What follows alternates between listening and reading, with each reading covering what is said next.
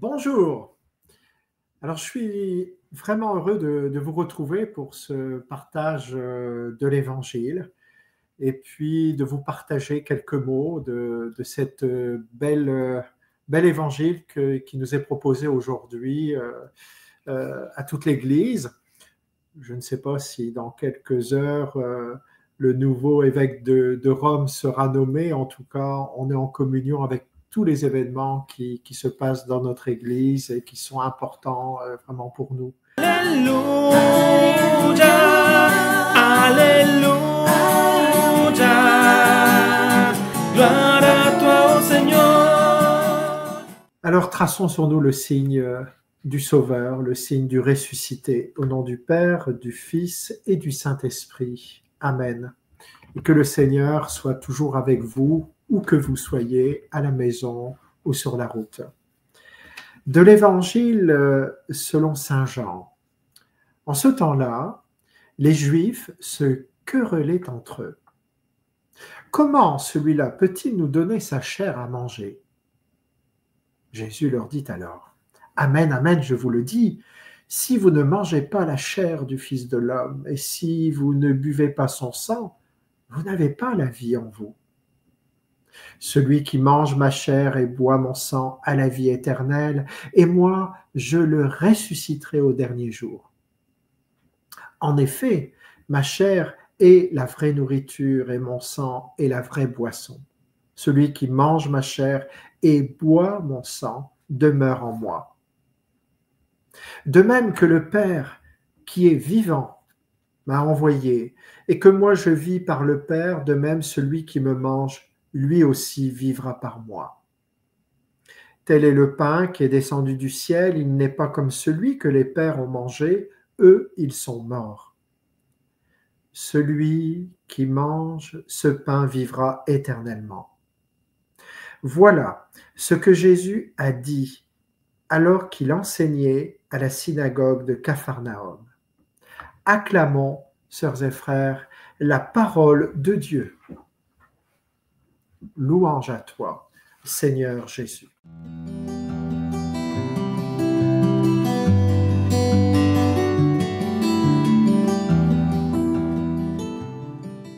En préparant, sœurs et frères, cette méditation, il y a beaucoup de questions dans cet évangile et je voudrais avec vous les relever, puis vous proposer tout simplement un cheminement. D'abord, il y a une querelle. Les Juifs se querellaient entre eux. Première question qu'ils posent, donner sa chair à manger, qu'est-ce que cela veut dire? Manger la chair, boire le sang du Fils de l'homme, qu'est-ce que cela veut signifier? Qu'est-ce que cela veut dire ressusciter au dernier jour? Qu'est-ce que Jésus veut dire lorsqu'il dit qu'il veut demeurer en nous et nous en lui? Qu'est-ce que cela veut dire dans l'évangile de Jean, vivre par Jésus? Le pain de vie, le pain de mort, qu'est-ce que cela veut dire? Et vivre éternellement, qu'est-ce que cela veut dire aussi? Vous voyez, il y a beaucoup de questions dans ce court passage de l'Évangile, mais vous allez voir, c'est très très beau et très profond et très nourrissant pour notre foi, je l'espère. Alors, on peut comprendre les Juifs de l'époque, Jésus leur dit « Mangez ma chair, buvez mon sang ». On n'est pas dans un film de vampire ici. Alors ils se querellent, ils s'indignent. Comment cet homme peut-il nous donner sa chair à manger? On devrait répondre heureusement qu'il peut nous donner sa chair à manger, parce que sinon on serait en train de mourir de faim, spirituellement. Mais alors, que veut dire Jésus? Lorsque celui-ci parle de donner sa chair à manger, il ne parle pas évidemment de cannibalisme, évidemment. Il parle de donner sa vie, tout son être, jusqu'au bout, jusqu'à la croix. Et aujourd'hui, il continue, Jésus, de se donner dans l'Eucharistie.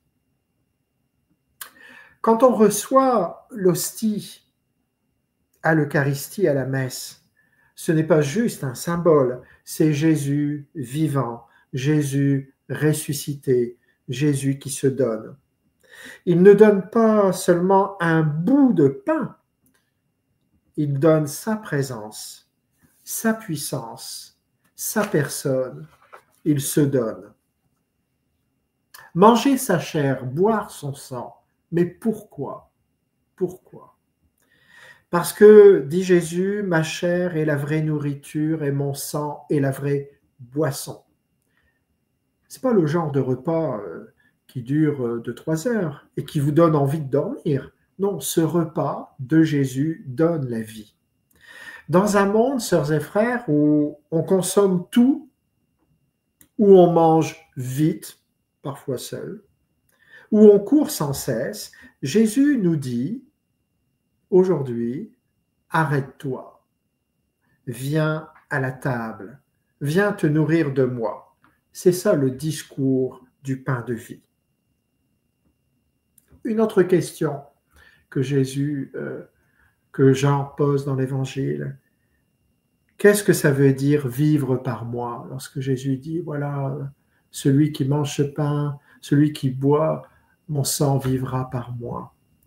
Ben, c'est vivre branché à Jésus, comme une lampe est branchée à une prise. Si tu débranches la lampe, qu'est-ce qui se passe? Elle ne brille plus. Débranche-toi du Christ, tu perds ta lumière, ta joie, ton cap, ta demeure. Vivre par Jésus, c'est vivre de son pardon, de son amour, de sa parole vivante, de sa force dans nos faiblesses. Et c'est quand tu tombes et que tu ne te relèves pas tout seul que tu t'aperçois que Jésus est vraiment avec toi. Qu'est-ce que ça veut dire demeurer en lui, un verbe clé dans l'évangile de Saint Jean? Demeurer. Ah, demeurer. Ben, ça veut dire habiter. Pas juste passer en coup de vent. Demeurer en Jésus, ce n'est pas juste venir à la messe de temps en temps et repartir comme si de rien n'était. C'est l'inviter chez soi, dans son cœur, dans ses choix de vie, je dirais même dans son téléphone, dans son portefeuille aussi. La solidarité, c'est important. C'est vivre avec lui, comme on vivrait en colocation, on peut dire ça. Mais il te sauve, il sauve ta vie. Une autre question qui nous est posée par Jean dans cet évangile, ressuscité au dernier jour. On pourrait dire, mais c'est pour quand? En 2025, vous savez, on a des montres connectées, des smartphones, des iPhones, des tablettes, des ordinateurs, et j'en passe. Bien sûr, on ne connaît pas le jour de notre mort. Certaines exceptions aujourd'hui. Mais Jésus promet une chose, celui qui mange ce pain vivra éternellement. Autrement dit, la mort n'est pas la fin, c'est un passage, une Pâque, un tremplin, un envol. Et la vie éternelle, ce n'est pas juste vivre longtemps. La vie éternelle, c'est vivre pleinement avec Dieu pour toujours, et ça commence dès maintenant. Chaque fois qu'on aime, chaque fois qu'on pardonne, chaque fois qu'on communie. Le pain des pères, comme dit Jésus de vos pères, le pain du ciel. Aujourd'hui, en 2025, alors que le monde a faim, la faim de paix, pensons à tous les pays qui sont en conflit, et ils sont très nombreux, la faim de sens, beaucoup de gens recherchent aujourd'hui, les jeunes se posent énormément de questions. On ne les voit peut-être pas, parce qu'ils sont en périphérie, comme disait François, il faut aller les rejoindre, mais il y a tellement de questions incroyables que pose la jeunesse aujourd'hui. La faim d'amour, et Jésus nous dit, moi je suis la nourriture qu'il te faut. Pas un supplément, pas des vitamines, pas un dessert, c'est le plat principal. Alors on fait quoi, chers amis, chères sœurs et frères? On s'approche de la table, on redécouvre l'Eucharistie, la scène, la messe. On fait de la place à Jésus dans notre agenda, dans notre cœur, dans notre vie. En conclusion, tu veux avoir la vie éternelle? Commence par te nourrir du Christ, pain de vie. Tu veux vivre par lui? Branche-toi chaque jour par la prière, la parole, cette proposition sur YouTube, par l'Eucharistie. Tu veux demeurer en lui? Ouvre-lui la porte. Il ne vient pas pour une visite éclair. Et si tu es perdu, il est le pain, pas le GPS. Il ne donne pas le chemin, Jésus. Il est le chemin, la vie, la vérité.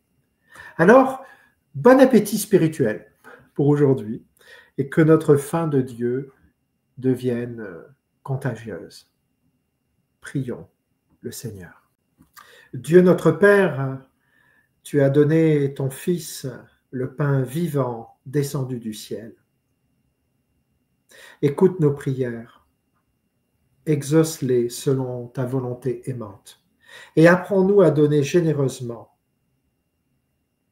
Nous qui te recevons en chacune de ton Eucharistie, nous te le demandons, toi, notre Père, par Jésus le Christ, dans l'unique Esprit, pour les siècles des siècles. Amen. Et que Dieu, sœurs et frères, vous bénisse et vous garde, lui qui est Père, Fils et Saint-Esprit. Allez, demeurez dans la paix du Christ. Nous rendons grâce à Dieu.